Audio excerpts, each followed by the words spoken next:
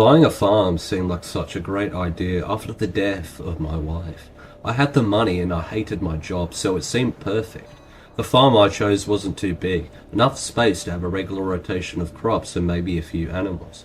The farm also came with a house. It was quaint and rustic, a drastic departure from my modern London apartment. So I moved in, my little farm, in the middle of nowhere. The first few days weren't too bad, decent weather, and the jobs on the farm didn't seem too difficult. However, after the first couple of days, it seemed like the heavens opened, to torrential downpour, constant rain. I went out and attempted to do my jobs, but the rain made the muddy, messy earth almost impossible to stand in.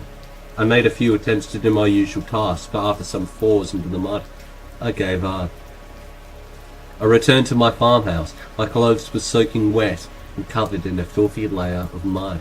I threw my jacket off and stepped out of my once green Wellington boots. I walked over to the log fire and tried to start it.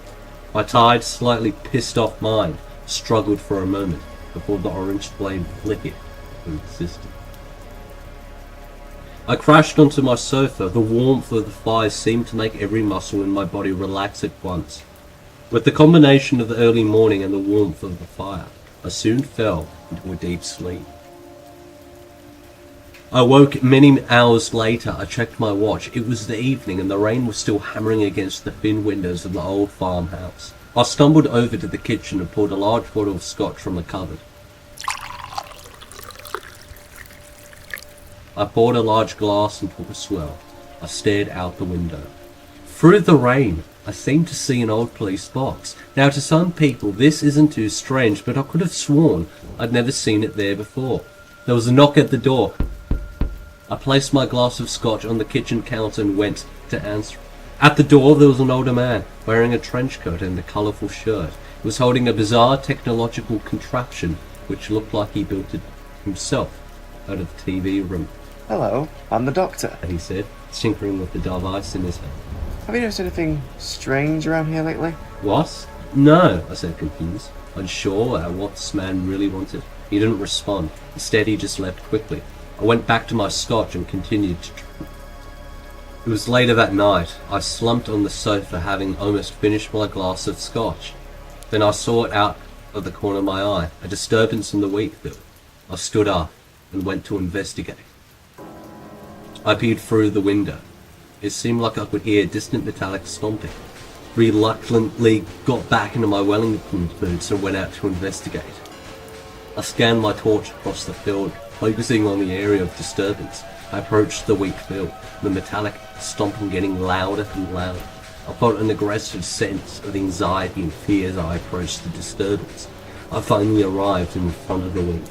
I reached out and moved some wheat across, revealing what may have been the worst sight I've ever seen in my life. A man made of almost entirely metal, a cold, emotionless human shape stood in front of me. The creature looked rusted and scratched up, like it had been abandoned in someone's shed.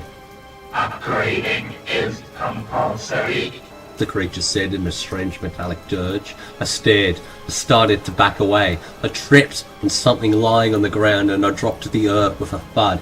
I clumsily crawled backwards before finally getting up and running back to the farmhouse. I locked myself back inside, then I paced around panicking. What was it? Where did it come from? It's a prank, it must be a prank, I remember saying out loud. I looked out of the window. The strange rusty robot was stomping towards the house. I continued to panic. The sense of fear from earlier had by this point risen inside of me to a point of terror. Suddenly a memory had hit me. When I first bought the house, I remember finding a shotgun left behind by the previous owner. I ran upstairs, tearing through the cupboards, searching for the relic. Then finally in the back of the wardrobe, I found the long black weapon. I cracked it open, revealing the empty chambers. Next to the weapon I found a box of shells with the shotgun. There were fewer left in the box, only 3. I loaded the weapon and headed back downstairs to face the man of metal. I returned downstairs and opened the window. I have a weapon now, and if this is a prank, then stop. I'm not in the fucking mood, I shouted at the machine. It kept walking. I pointed the weapon out of the window. I breathed in and fired. I looked over. My first shot had completely missed, blowing a chunk out of a nearby tree. What unnerved me was how unfazed the mechanical man was. At this point, it dawned on me. This was no prank. I aimed the shotgun back at the metallic man and pulled the trigger. The shot from the weapon scattered the start, hitting the robotic creature. The shot tore even more small holes into the bodywork of the metal man. The machine finally stomped to the window. The shot from the shotgun did nothing to this pursuer. It punched its arm through the window and then walked through the wall, smashing a hole through the brick wall of the old farmhouse, once again unfazed by these unhuman actions. You will need like us. Strange creature said. I fell to the ground, almost knowing what was coming. This was going to be my death. And suddenly, as if someone had heard my troubles, the doctor, the man from earlier, bursting through my door, strangely wielding a children's slingshot. The doctor drilled back and shot a shard of what looked like gold into the metallic man.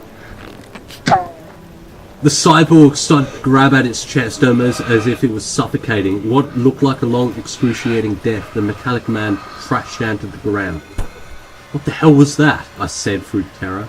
It's called a Cyberman. The doctor said, slowly pacing towards the metallic corpse. Is it dead? I asked, unsure if I was safe. Yes, it's quite dead. The doctor responded, crouching down to the side of him and retrieving a strange device from his jacket pocket. This device had an entirely black handle and a blue crystal pointing out of the top, almost like a strange penlight. The doctor then started to hover this device at the face of the Cyberman as it buzzed and beeped. What is that? I asked curiously. You are full of questions, aren't you? It's a sonic screwdriver. The doctor humorously responded. Suddenly, a loud metallic clunk sound emitted from the face of the Cyberman. The doctor reached down and lifted the faceplate. What I saw under that face mask would haunt me for the rest of my life. The face was that of a rotting corpse riddled with cybernetics. Oh God, I said, trying not to puke. Sorry you had to see that. The doctor said with an air of remorse, floating through his voice. The doctor stood up. Well, I've got to get going. The doctor said, standing up. Wait, what do you want me to do with the body? I asked with an air of panic in my voice. Just bury it. You clearly have enough space anyway.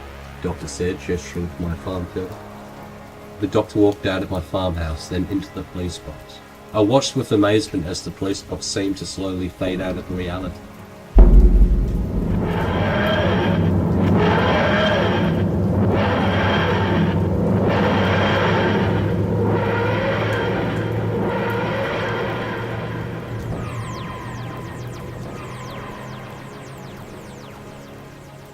That night I couldn't bear the thought of touching the Cyberman, so I decided to get drunk and try to sleep. As I slept, I had some bizarre nightmares, visions of men of metal trying to convert me. As I write this, I have not yet buried the body of the Cyberman. Even looking at the corpse still terrifies me. After that day, my perception of the universe has been flipped. But what always sticks in my mind is, who was that doctor? And what was his strange police box?